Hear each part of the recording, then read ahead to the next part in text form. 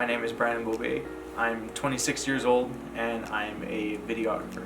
Videography started in 2017. I started working with 10 at 10 6 or 8 months after I started picking up the camera and shooting videos and whatnot. I actually reached out to the owner, Benny. I was like, oh hey, I was looking for a way to network with artists and other singers, musicians and whatnot. And he was like, oh, we actually need a videographer. Why don't you come in? I kicked off from there. I've been doing their videos ever since. What is it about 10 at 10 that I like? Probably the biggest thing is that 10 at 10 is doing something that no one in Calgary is doing and hardly anybody in Canada is even doing. There's not a platform like 10 at 10.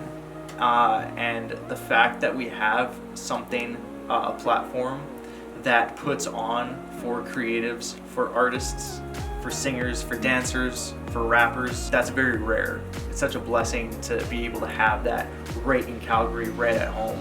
I love the culture of 10 at 10.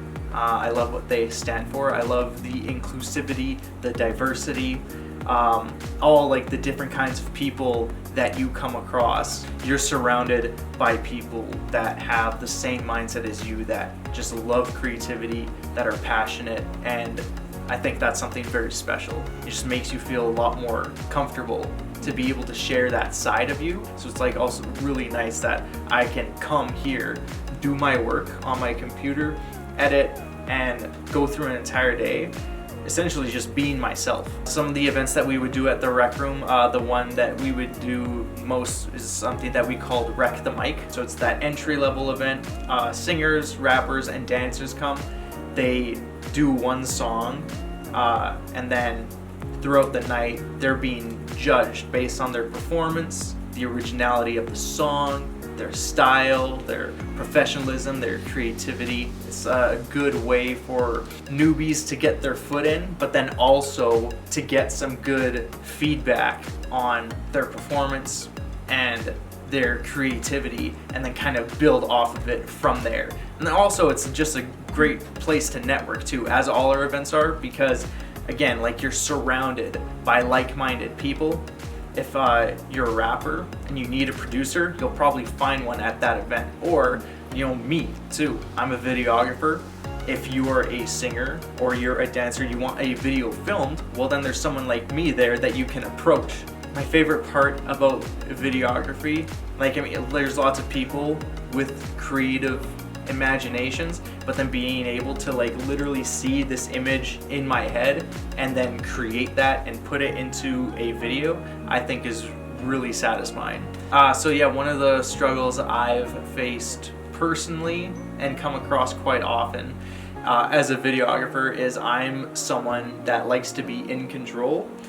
And sometimes when I'm working with someone, I need to relinquish a lot of my own creative control to satisfy a client. That's something that's been tough for me. In terms of COVID and everything, things have definitely slowed down. Events aren't happening anymore, like the 10 at 10 events, so I'm not shooting those anymore.